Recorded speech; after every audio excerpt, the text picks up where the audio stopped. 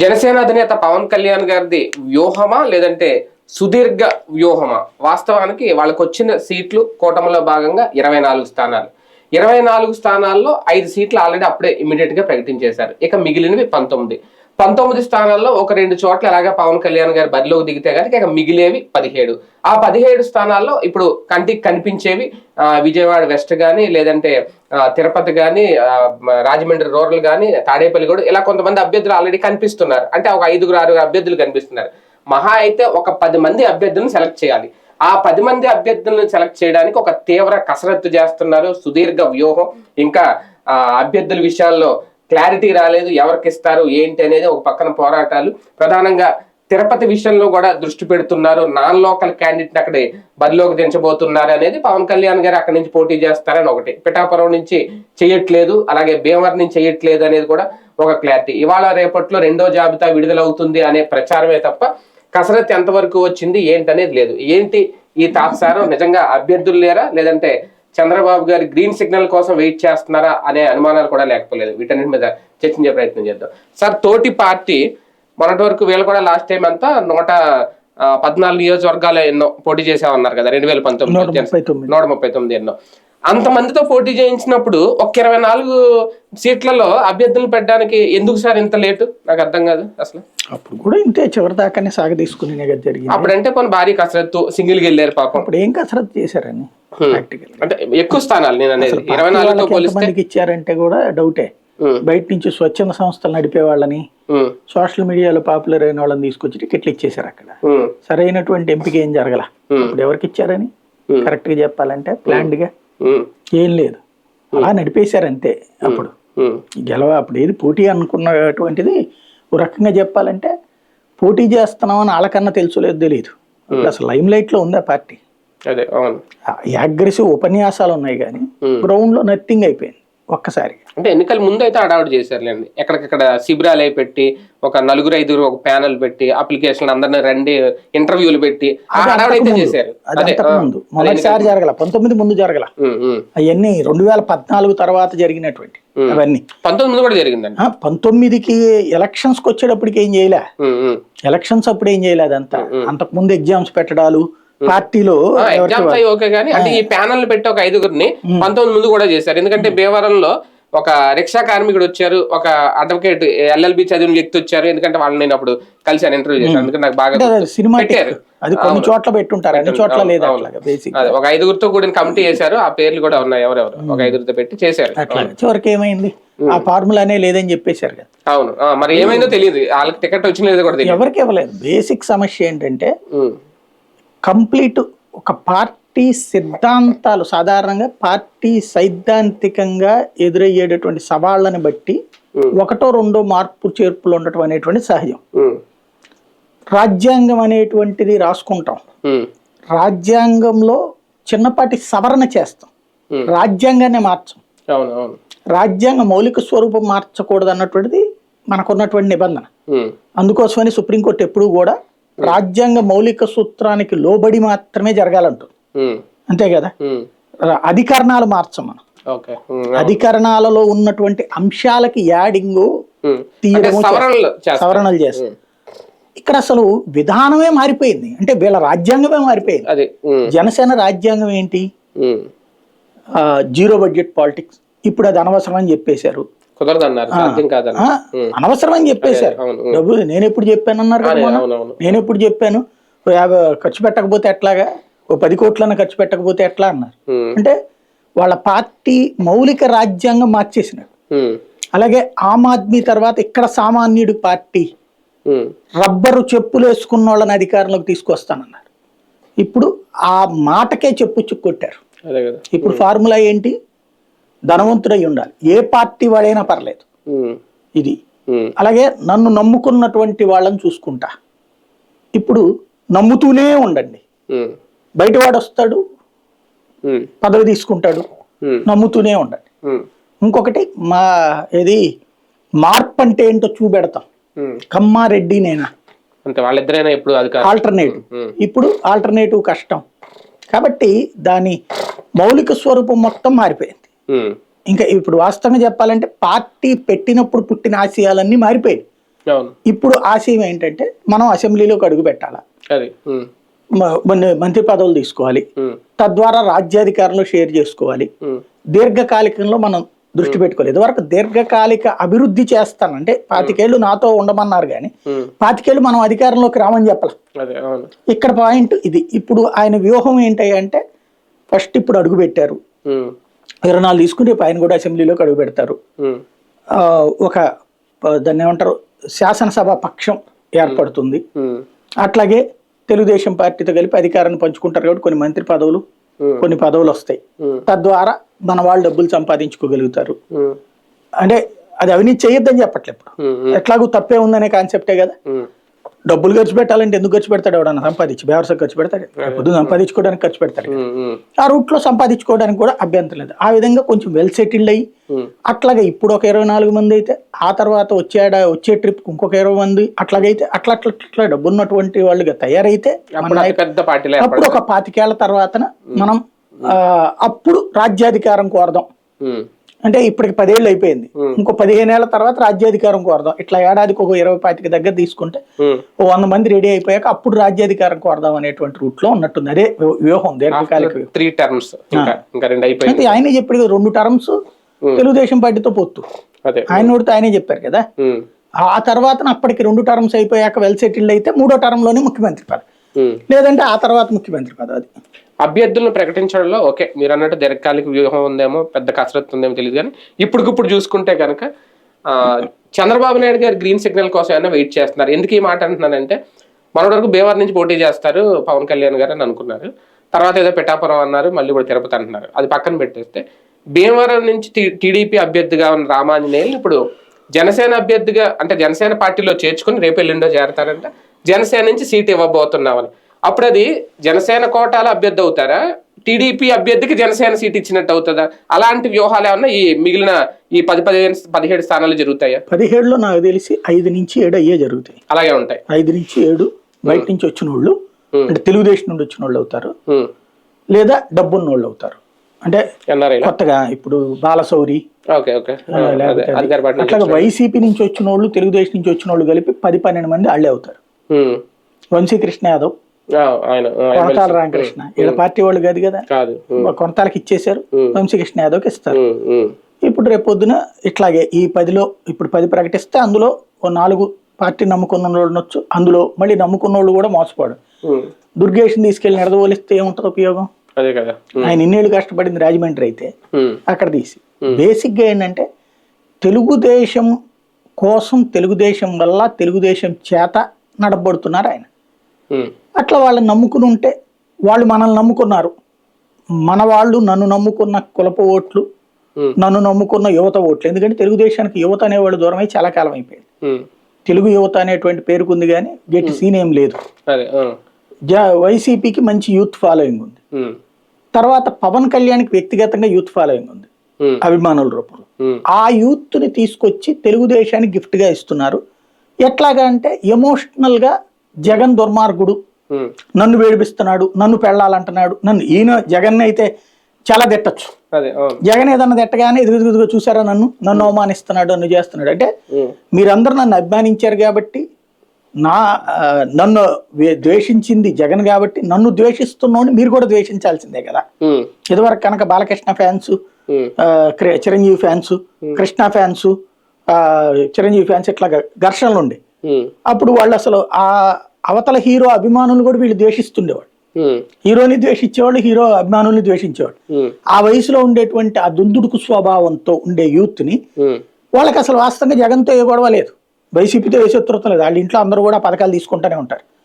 ఇవాళ ఉన్న జనసేనలో ఉన్న వాళ్ళలో 100కి 90 మంది జగన్ పథకాలు తీసుకునేవాళ్ళు వాళ్ళ ఇళ్లలో. ఎందుకంటే వాళ్ళు పేద యూత్. రిక్షా తోలేదే, ఆటో తోలేటువంటి వ్యక్తికి జగన్ 10,000 వేయట్లేదా, లేకపోతే ఇంకోటి అవి తీసుకుంటున్నోడు కూడా ఒక అసంతృప్తిని క్రియేట్ చేయటం. ఇక్కడ జగన్ దీంట్లో తినొస్తుండదు, ఆడిచ్చేదంతా ఆఫ్టర్ ఆల్ నీకు ఈ టైప్. ఓవరాల్ గా తనని నమ్ముకున్నటువంటి యువత జగన్ వల్ల ప్రయోజనాలు పొందుతూ, జగన్ ప్రభుత్వం వల్ల ప్రయోజనాలు పొందుతూ తనని నమ్ముకున్న యువతని తెలుగుదేశం పార్టీకి గిఫ్ట్ గా ఇస్తున్నాడు ఆ ఓట్లని పవన్ కళ్యాణ్. అందుకోసం ఆయన ఆశల్లో ఏంటంటే తన అసెంబ్లీలో అడుగు పెట్టడం, తనకి సంబంధించిన ఫ్యూచర్ వస్తుంది అనేటువంటిది. ఇక్కడ పార్టీని నమ్ముకున్నోళ్ళు అనే కాన్సెప్ట్ పోయినట్టే.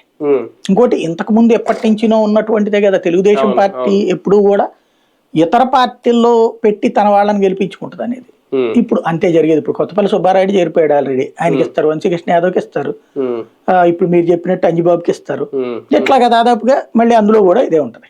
సడన్ గా తిరుపతి మీద ఫోకస్ పెట్టారా పవన్ కళ్యాణ్ గారు? అంటే నిన్నటి వరకు పిఠాపురం అన్నారు, భీమవరం అన్నారు, అక్కడ గెలవలేరనా లేదంటే అడిషనల్ అడ్వాంటేజ్ తిరుపతిలో ఏమన్నా ఉందా? తెలుగుదేశం పార్టీ సజెషన్ అనుకుంటున్నాను నేను అది. ఎందుకంటే అక్కడ వాస్తవంగా కాంగ్రెస్ పార్టీ గెలిచేది కాదు అక్కడ. అంటే ఎంపీ చింతామోహన్ గెలుస్తూ ఉండేవాడు, ఎమ్మెల్యేకి ఎప్పుడు కాంగ్రెస్ కష్టమే అక్కడ. కరుణాకర్ రెడ్డి కూడా ఓడిపోయాడు కదా, చిరంజీవి గెలుస్తూ వచ్చాడు కదా. బలిజ సామాజిక వర్గానికి అక్కడ సాధారణ కాపు బలిజలకి ఇది ఎక్కువ ఉంటది.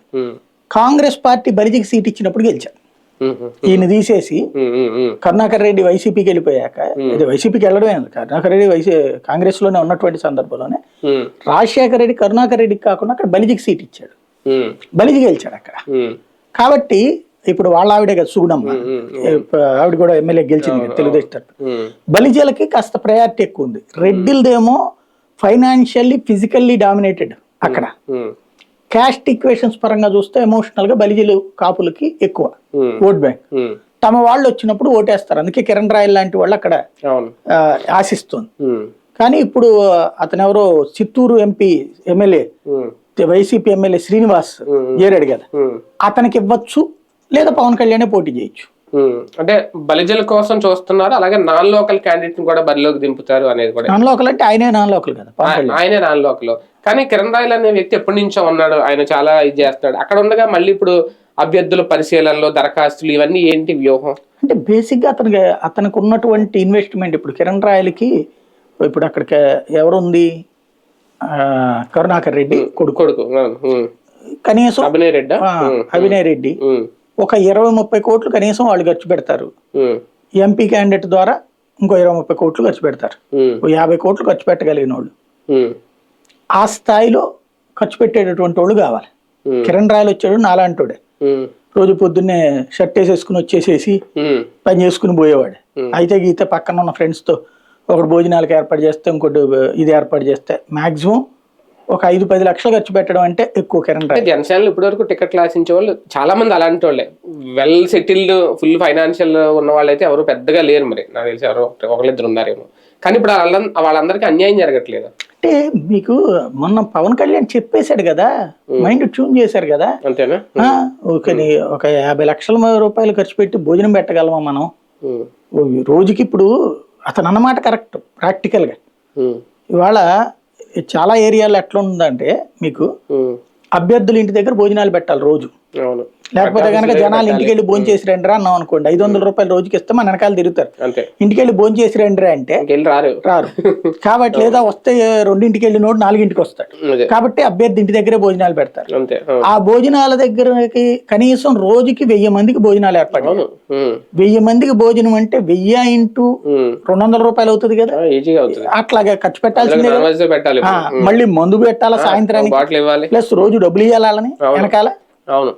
ఇంకోటి ఏంటంటే, ఇప్పుడు వీళ్ళ వెనకాల తిరిగేటువంటి వాళ్ళు కూడా యూత్ లో అసలు ఏ డబ్బులు ఇవ్వకుండా కష్టపడదాం అనేటువంటి ఫీలింగ్ ఉన్నోళ్ళు కాదు, పార్టీని నమ్ముకున్నటువంటి వాళ్ళు ఇప్పుడు కాస్త డబ్బులు ఆశిస్తారు. 10 ఏళ్ళ తర్వాత తెలిసి వచ్చింది ఈ విషయం పవన్ కళ్యాణ్ గారికి. ఇప్పుడు ఆశయాలు అనేటువంటి దాన్ని ఆచరణలో తీసుకురావడం అనేటువంటిది ఒక గొప్ప ఆలోచన. భారతీయ జనతా పార్టీ వాడికి ఇవాళ డబ్బులు ఇస్తారని చూడండి. భారతీయ జనతా పార్టీ తెచ్చుకుంటారు. అది వాళ్ళ దగ్గర ఉంది. అంటే మనల్ని నమ్మిన యువతని ఆ వైపుకి తీసుకెళ్లడంలో విఫలమైన నాయకుడు ఆయన. నాయకుడు నిన్ను నమ్మినప్పుడు ఇప్పుడు వాళ్ళు ఎమోషనల్ గా ఓరెచ్చిపోతున్నారు. అరే అబ్బాయిలు, మీరందరూ కష్టపడండి, పని చేయండి, మన రాజ్యం వచ్చినప్పుడు మంచిగా చేస్తాం, అంతేగాని ఓవర్ ఎక్స్పెక్టేషన్స్ పెట్టుకోవద్దు. ఇదిగో ఇట్లాగా బూత్ కమిటీ, ఈ 10 మంది ప్రతి ఇంటికి రోజు వెళ్ళండి, నమస్కారం పెట్టండి, ఓటు అడగండి. ఒక సంస్కారయుతమైనటువంటి బాధ్యతాయుతమైనటువంటి యువతగా తయారు చేసే అద్భుత అవకాశం ఆనాడు వివేకానందుడికి వచ్చింది, సక్సెస్ అయ్యాడు. ఈనాడు ఆంధ్రప్రదేశ్లో పవన్ కళ్యాణ్కి వచ్చింది, ఫెయిల్ అయ్యాడు. వాళ్ళల్లో ఎమోషన్ని రెచ్చగొట్టి జగన్ ద్వేషులుగా మార్చి రెడ్ల ద్వేషులుగా మార్చగలిగాడు కానీ తనుగా ఒక అద్భుతమైనటువంటి యువత కింద వాళ్ళని తీర్చిదిద్దలేకపోయాడు. ఇప్పుడు నా దగ్గరికి నాకు ఫోన్ చేశారనుకోండి ఎవరైనా, మీతో వచ్చి నాకు చాలా మంది ఫోన్లు చేసేవాళ్ళు. ఇప్పుడైతే ఫోన్ ఎత్తట్లేదు కాబట్టి కానీ, ఏంటి మీరు బాగా పనిచేస్తున్నారు సార్, నన్ను కూడా పెట్టుకోండి సార్, నాకు ఏ డబ్బులు అక్కర్లేదు సార్, వచ్చి ఫ్రీగా పనిచేస్తాను సార్ అని చెప్పేసి. అంటే నేను చెప్పేవాడిని, అరే నువ్వు ఏంటి, నీకేం కావాలంటే సమాజం గురించి మీరు ఆలోచిస్తున్నా, సమాజం గురించి ఆలోచించే నేను నీ గురించి ఆలోచించనా? ఫస్ట్ నువ్వు ముందు కష్టపడు, నీ ఇంట్లో వాళ్ళకి 4 ముద్దలు ఎట్టాలి. నువ్వు నా కోసం వచ్చేసి సమాజానికి ఏ సేవ చేయక్కర్లా, చాలు నేను చేసే సేవ చాలు, అంత మించి ఎక్కువద్దు. నేను నాకు రూపాయి ముద్ద వస్తుంది కాబట్టి పని చేస్తున్నాను, నేను గుగులోడు ఇస్తున్నాడు కాబట్టి చేస్తున్నాను. నాకు వచ్చే దాంట్లో నీకు పెట్టలేనప్పుడు నేను తీసుకొచ్చి నీకెందుకు ఫ్రీగా పని చేయించుకోవడం? నువ్వు నన్ను నమ్మేసి ఫ్రీగా పని చేస్తూ పోనీ నేనేమన్నా సొసైటీని అర్జెంట్ గా మార్చేయగలనా? ఇట్లాంటి ఆలోచనలు వద్దు నాన్న అని చెప్పేవాడు. అట్లాంటి ఆలోచన, నిర్మాణాత్మకమైన ఆలోచన ఏం చేసుంటే అద్భుతంగా ఉంది. కమ్యూనిస్టులు డబ్బులు ఎవరికి ఇస్తారు? వాళ్ళు పిలిస్తే వస్తారు, బీజేపీ పిలిస్తే వస్తారు. అట్లాంటి ఒక శక్తివంతమైన టీం తయారు చేస్తాడు అనుకున్నా నేను. తిరాజు వస్తే ఈయన కంప్లీట్ గా మిగతా పార్టీల కంటే ఇదిగా తయారు చేసుకొచ్చుకున్నాడు. చంద్రబాబు గారితో కలిసిన తర్వాత ఈయన మైండ్ సెట్ ఇలా ట్యూన్ అయిందా, లేదంటే ఇప్పుడు జన సైనికులు ఇలా ట్యూన్ చేయడానికి కారణం నిజంగా బడ్జెట్ తోనే పాలిటిక్స్ స్టార్ట్ అవుతాయని చెప్పడం? సింపుల్ లాజిక్ అండి. నన్ను నేను నమ్మినప్పుడు, ఇప్పుడు నేను పేపర్లో ఒక పెద్ద పేపర్లో పనిచేసేటప్పుడు మారడం ఆషామాషి కాదు. వాళ్ళు తీసేస్తే ఓకే, కానీ మనం మారడం అంటే ఆషామాషి కాదు. నేనేం చూస్తానంటే, ఇప్పుడు ఈనాడు నుంచి సిటీ కేబుల్కి వెళ్ళేటప్పుడు, సిటీ కేబుల్ అనేది ఒక అపార్ట్మెంట్ లో ఫ్లాట్ లో ఉండేది. ఈనాడు ఒక 10 అంతస్తుల బిల్డింగ్, దాని రేంజ్, దాని అప్పుడు నన్ను ఇంట్లో మా నాన్న దగ్గర నుంచి అందరూ గొడవ, అసలు ఈనాడులో రావడమే గొప్ప, నువ్వేంది అది మానేసి అందుకు వెళ్తున్నావు అంటే, నేనేం చూశాను ఆలోచన, ఈనాడులో నాకు రోజువారీ డబ్బులు వస్తున్నాయి, లైన్ అకౌంట్ వస్తున్నాయి. నేను ఒక పెళ్లికి అని చెప్పేసి 4 రోజులు సెలవు పెడితే ఏకంగా ఒక 500-600 రూపాయలు తగ్గిపోయింది. అంటే నేను ఒక్కరోజు సమస్య వచ్చినా నేను మంచం మీద పడ్డానంటే నాకు అది ఆగిపోద్ది, ఇది ఆగిపోద్ది, ఇటు మెడికల్ ఖర్చులు, అటు అది ఖర్చు. ఎట్టయితే ఎట్ట బ్రతుకుతాను? అందులో పెళ్ళయింది, అప్పుడే పెళ్ళయింది కాబట్టి పోషించాలని కష్టం కదా, ఒక నెల జీతం కావాలి కదా అని అప్పుడు వెళ్ళి సిటీ కేబుల్లో, ఈనాడులో నేను అప్పుడు 2,500, 3,500 కూడా సంపాదించినాను. హైయెస్ట్ 4,200 ఎంత కూడా తీసుకున్నాను. అలాంటి వాడిని అర్జెంటుగా 2,200 రూపాయల జీతానికే సిటీ కేబుల్కి వెళ్ళి, ఏంటి అంటే మనకు ఒక స్థిరత్వం కావాలి అన్నటువంటి. అట్లాగే నేను జాబు మానిన ప్రతిసారి కూడా ఒక సమస్య వచ్చేది. ఏంటది? ఇంతకంటే పెద్ద దాంట్లోకి వెళ్ళటము, లేదా పొజిషన్ కి సంబంధించినటువంటి తేడా. ఇప్పుడు ఫర్ ఎగ్జాంపుల్ సిటీ కేబుల్ నుంచి తేజాకి వెళ్ళినప్పుడు ఇక్కడ ప్రశాంతం కడుపులోనే కూర్చుంటున్నావు, నువ్వు అదేమో 5 జిల్లాలు తిరగాలంటున్నావు, అది కూడా బస్సుల్లో తిరగాలంటున్నావు. ఎందుకురా? లేదు, ఎదగాలి. ఈ ఎదగాలి అన్న తపన ఇక్కడ దాకా తీసుకొచ్చింది. ఇప్పుడు ఇవాళకి కూడా మనకి హైదరాబాద్ లో ఆపర్చునిటీ సెట్ అనేది తెలుసు, రమ్మనమంటే నేను రానంటున్నా. ఎందుకని? మన రాష్ట్రం ఒకటి, ఇక్కడ ఎవడన్నా ఒకడు బాగు చేస్తే మిగతా ఛానల్ ఎక్కడికి వస్తాయన్న ఆశ, అందుకోసమే చేయట్లా, మనకు ఫుడ్ దొరుకుతుంది ఇక్కడ. ఇది వదిలేసేసి మనం ఏదో ఆశయాలని పెట్టుకుంటే అమాయకత్వం. ప్రాక్టికల్ సమస్య ఏంటంటే వాస్తవానికి దగ్గరగా ఆలోచించాలి. ఈ వాస్తవానికి సుదూరమైనటువంటి ఆలోచన చేయడం, ఒక హోప్ క్రియేట్ చేయడం, ఆ హోప్ అనేటువంటిది అతి అయిపోతుంది. ప్రస్తుతం పవన్ కళ్యాణ్ చేస్తుంది ఓవర్ హోప్ అన్నమాట. ఇప్పటి వరకు ఆయన చుట్టూ ఒక బలమైన ఒక గోడ కట్టుకున్నారు, అభిమానుల రూపంలో కానీ జన సైనికుల రూపంలో కానీ. ఇప్పుడు ఆ కోటలు బద్దలైపోతాయా? అది ఒక భారీ తిరుగుబాటుగా మారదా ఇలాగే కనుక ఈయన ముందుకెళ్తే? ఏముండదండి, దాంట్లో ఉన్నటువంటి వాళ్ళు ఏంటంటే పవన్ ఫ్యాన్, అది అంతేనా? అంతే. ఈ సినిమాలో సినిమా పోతుంది, సర్దార్ గబ్బర్ సింగ్ పోగానే ఏమన్నారు? డైరెక్టర్ గారిని తిడతారు. సక్సెస్ అయితే హీరో, ఫెయిల్ అయితే హీరోయిన్ ఐరన్ లెగ్, లేకపోతే డైరెక్టర్ గారి చేత కాదు, అట్లాంటి దరిద్రుడికి నువ్వెందుకు ఇచ్చావన్న అవకాశం అంటారు. అదేంటంటే అది స్వామి భక్తి, మనకి తరతరాల నుండి బానిసత్వంలో నుండి వచ్చిన భక్తి. వాళ్ళు ఇప్పుడు రేపు పొద్దున కూడా ఏమీ గారు. అయితే ఇందులో రకాలు ఉంటాయి. ఓటర్ వేరు, అభిమాని వేరు. అభిమాని వెనకాలే ఉంటాడు, లోపల తిట్టుకుంటున్నా ఏందన్నా ఈ సినిమా ఇట్లాంటి తీశాడు అనుకుంటున్నా వదిలిపోడు, అట్లాగే పార్టీని వదిలిపోడు. ఓటర్ అన్నటువంటిది ఈ చూస్తాడు. ఏమన్నా లిటిల్ బిట్ కన్ఫ్యూజన్ కనిపిస్తుందా పవన్ కళ్యాణ్ గారి నిర్ణయాల్లో? ఇంకా తన సీట్ కూడా తాను డిసైడ్ చేసుకోలేకుండా కనీసం పట్టుమని 40 రోజులు లేదు, ఇంకా ఆ అయోమయంలో ఉన్నారు అంటే ఏంటి? అయోమయం ఏం లేదు, భయస్థుడు. బయటికి ప్రకటనల్లో అంటే జగన్ని నేను ఎదిరిస్తున్నాను కాబట్టి మోనార్క్ని నాకు భయం లేదు, ఎవరినైనా నేను ఏమైనా చేయగలను అంటాడు. అది ఎప్పుడైతే భయం లేదు అనేవాడికి ఎక్కువ భయం ఉంటుంది. బేసిక్ సమస్య ఏంటంటే ఆయనకి జగన్ అనేటువంటి వాడు ఇది చంద్రబాబు అనేటువంటి వాడు చాలా ప్రమాదకారులు. వీళ్ళు అధికారంలో ఉన్నటువంటి టైంలో మనం కనుక బూత్ కమిటీ వేస్తే బూత్ కమిటీలో ఉన్నటువంటి వాడు ఏ చిన్న తప్పు చేస్తే దాన్ని అడ్డు పెట్టి ఆయన జైల్లో పెడితే వాడిని విడిపించలేదని చెప్పి రేపు పొద్దున మనల్ని ఫీల్ అవుతారు. వాడు చేసిన అదో పని మనల్ని ఎత్తినేసుకోవాలి. ఎందుకు వచ్చిందని బూత్ కమిటీలు వేయలే, మండల కమిటీలు పంచాయతీ కమిటీలు ఎందుకు వేయలేదంటే అక్కడ ఎవడో ఒకడు ఏ తప్పు చేస్తాడు వాళ్ళందరినీ విషయంలో మనం బాధ్యత వహించాల్సి వస్తుందని చెప్పి కమిటీలు వేయకుండా 10 ఏళ్ల నుంచి నడుపుతున్నాడు. అది భయమా, పిరికితనమా, లేకపోతే బలమా, లేదంటే బాబు గారి మీద భక్తి, అదొకటి. రెండోది వచ్చేటప్పటికి ఇప్పుడైనా అంతే, సీటు ప్రకటించగానే ఇప్పుడు క్రిందటిసారి ఉంది అదేది భీమవరంలో 1000 కోట్లు ఖర్చు పెట్టారు ఇద్దరు కలిసి, అలాంటి సిల్లీ ప్రకటనలు. అక్కడ జనాలకు తెలియదే 1000 కోట్లు ఖర్చు పెట్టారా 10,000 కోట్లు ఖర్చు పెట్టారా, ఖచ్చితంగా ఆ అభ్యర్థి డబ్బులు ఇచ్చాడు. ఈవెన్ పవన్ కళ్యాణ్ కూడా డబ్బులు ఇచ్చాడు కదా. అయితే ఆయన ఇవ్వాల, ఆయన తరపున కొంతమంది అప్పుడైతే ఇవ్వలేదని నేను కూడా అనుకున్నా. తర్వాత కొంతమంది ఎన్ఆర్ఐలు వాళ్లే ఖర్చు పెట్టారు అన్నటువంటి విషయం చెప్పుకొచ్చారు. ఓవరాల్ గా అయితే కొంతమంది ఖర్చు పెట్టారు. అయితే వీళ్ళు పెట్టినంత పెట్టలేదు, వాళ్ళు 1000 రూపాయలు ఇస్తే వీళ్ళు 500 రూపాయలు 200 రూపాయలు ఇచ్చారు. అది ఆనలేదు బేసిక్ గా. ఇప్పుడు అట్లాగా పెడతారేమో అంటే ఇప్పుడు ఈయన పోటీ చేస్తాడంటే గనక అక్కడ వైసీపీ వాళ్ళు భారీ ఎత్తున ఏమన్నా పెడతారేమో, అక్కడ కాన్సన్ట్రేట్ చేస్తారేమో. అది ప్లస్ అక్కడ గట్టి అభ్యర్థిని పెడతారేమో తన ఎత్తిన.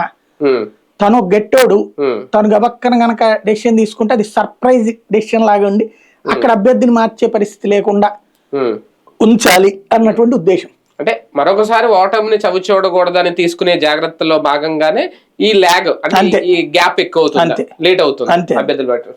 రైట్, చూద్దాం. ఒకటి లేదంటే 2 రోజుల్లో రెండో జాబితా విడుదల చేయబోతుంది జనసేన అనేది ఒక ప్రచారం అయితే జరుగుతుంది. ఆ కసరత్తు అయితే నడుస్తుందంట. ఇంకా మిగిలింది పట్టుమని 19 స్థానాలు. మరి దీనికోసం ఇంకెన్ని విడతలు ఉంటాయో చూడాలి.